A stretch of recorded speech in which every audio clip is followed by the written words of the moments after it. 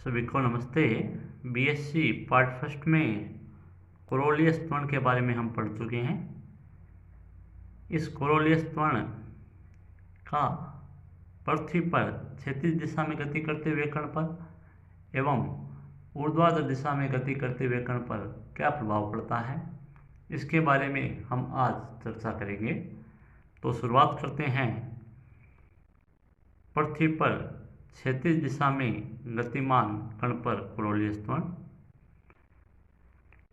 पृथ्वी उत्तर दक्षिणी ध्रुव को मिलाने वाली दूरी के सापेक्ष घूम रही है, अतः पृथ्वी पर किसी तंत्र को घूमता हुआ तंत्र मानते हैं।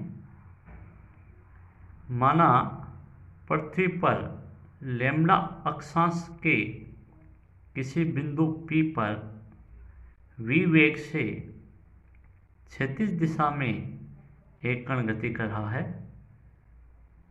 माना x, y और z अक्ष जो है वे क्रमशः है पूर्व, उत्तर एवं ऊर्ध्वाधर दिशा में है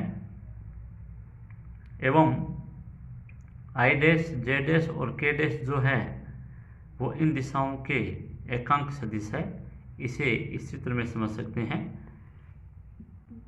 x एक्सिस है, y एक्सिस है, z एक्सिस है, कण का रेखीय वेग v है, ये बिंदु P है, कोण थीटा है, ओमेगा कोणीय वेग है। तो वेग v आ जाएगा v बराबर d dash r upon dt। इसको हमने लिख दिया है घटकों में vx i dash plus vy j dash. vx का जो मान है वो v cos थीटा है और vy का जो मान है वो v sin थीटा है। ये मान रख देते हैं। ऊर्ध्वाधर दिशा जो z एक्सिस के अनुदिश है की दिशा में वेग का कोई घटक नहीं होता है, इसलिए k डैश का मान शून्य का जो भाग है प्लस में 0 में होगा, वो इसलिए नहीं लिखा गया है। पृथ्वी का कोणीय वेग जो है ओमेगा, उसको भी निम्न प्रकार लिख सकते हैं, omega cos lambda J dash plus omega sine lambda K dash. यहाँ भी पृथ्वी के कोणीय वेग का पूर्व दिशा जो x एक्सिस है इसमें कोई घटक नहीं है, इसलिए i डैश का जो गुणांक है वो 0 है, उसको नहीं लिखा गया है।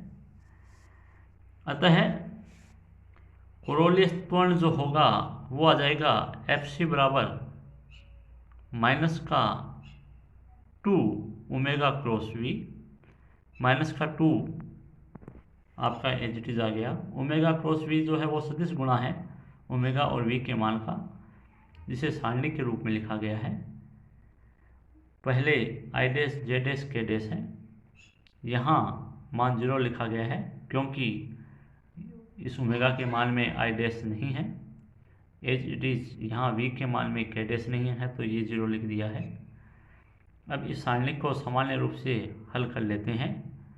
तो माइनस का 2 आपका बाहर रह गया, i डैश के लिए हल करते हैं तो ये 0 में हो गया और माइनस ये आ गया i डैश, प्लस का j डैश के लिए प्लस का लिखते हैं तो पहले ये इन दोनों का गुणा आ गया, माइनस में 0 चला गया।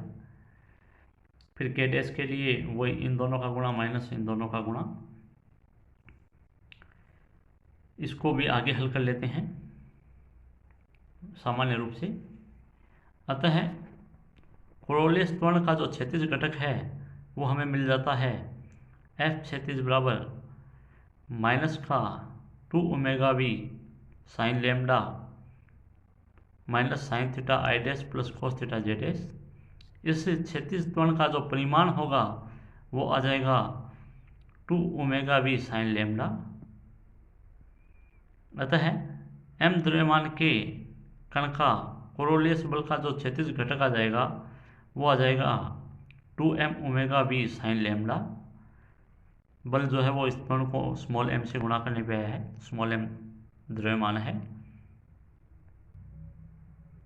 अतः उत्तरी गोलार्ध में यह जो कोरोलियस बल है, यह बल दाहिनी ओर लगता है तथा दक्षिणी गोलार्ध में बाईं ओर लगता है। इस कोरोलियस बल के प्रभाव क्या पड़ते हैं पृथ्वी पर, उसके बारे में पहला जो प्रभाव है वो चक्रवात है, दूसरा है नदी के किनारों का कटाव। तो पहले बात करते हैं चक्रवात पे। वायुमंडल में तेज गति से बह रही हवा में कभी कभी चक्रीय गति उत्पन्न होती है, जो कोरोलियस बल के कारण होती है।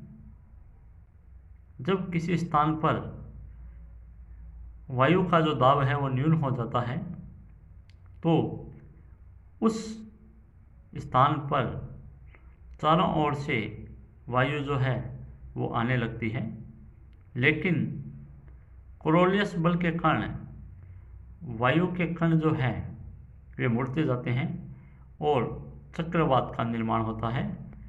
इसको इस चित्र से दिखाया गया है कि जब निम्न दाब बनता है तो चारों तरफ से कण आते हैं और उच्च दाब पे चारों तरफ बिखर जाते हैं।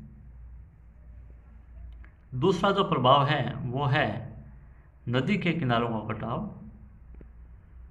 तो उत्तरी गोलार्ध में कोरोलियस बल के कारण नदी में प्रवाहित जल जो है वो दाहिने ओर या दाहिने किनारे का कटाव करते हैं, जबकि दक्षिणी गोलार्ध में बाईं ओर के किनारे का कटाव करते हैं।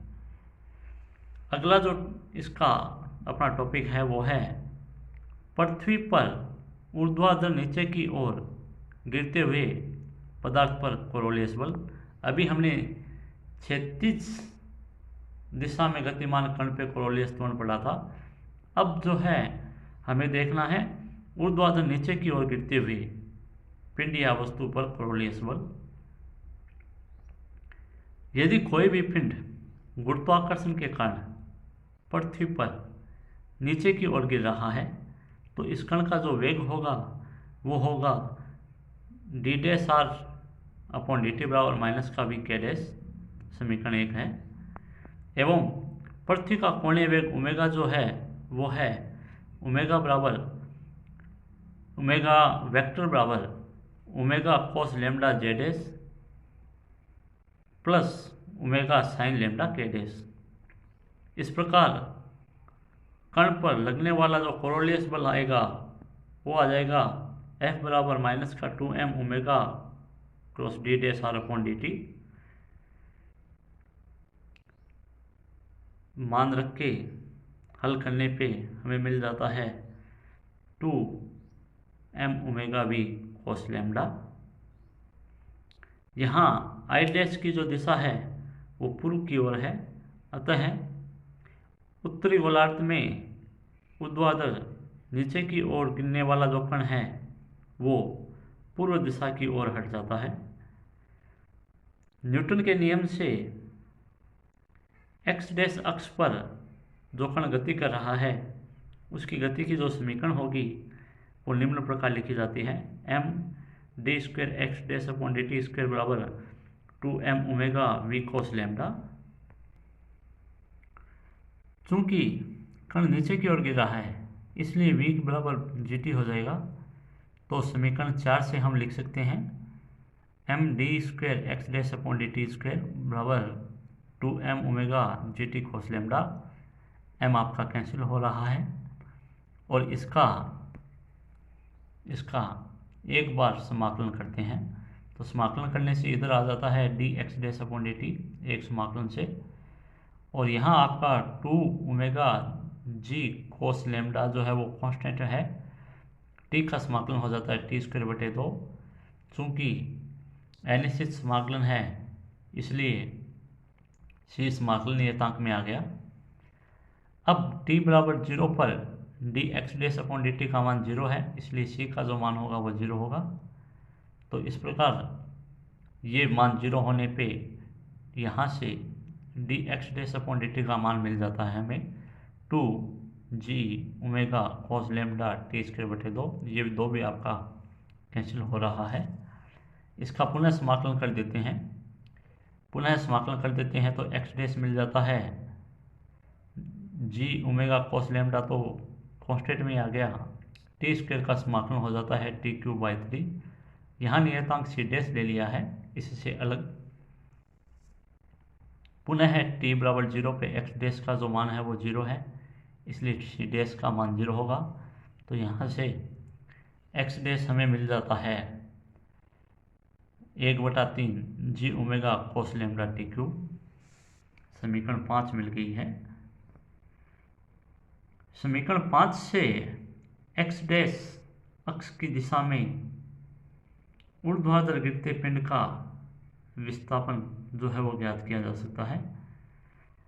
उत्तरी गोलार्ध में यह विक्षेप जो है वो पूर्व दिशा में होता है। यदि पिंड h ऊंचाई से गिर रहा है तो h =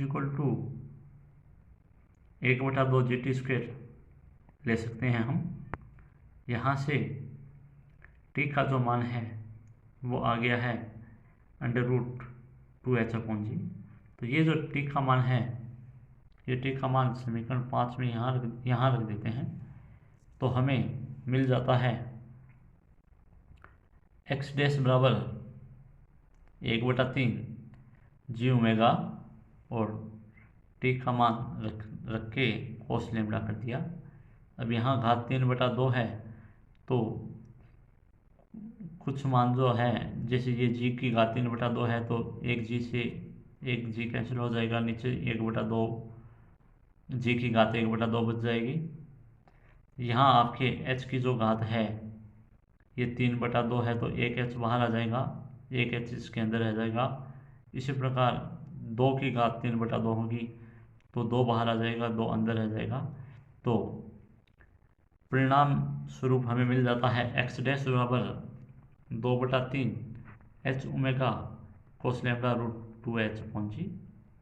इस प्रकार उत्तरी गोलार्ध में जो यह विस्थापन होता है ये पूर्व की ओर होगा, जबकि दक्षिणी गोलार्ध में जो विस्थापन है वो पश्चिम की ओर होता है।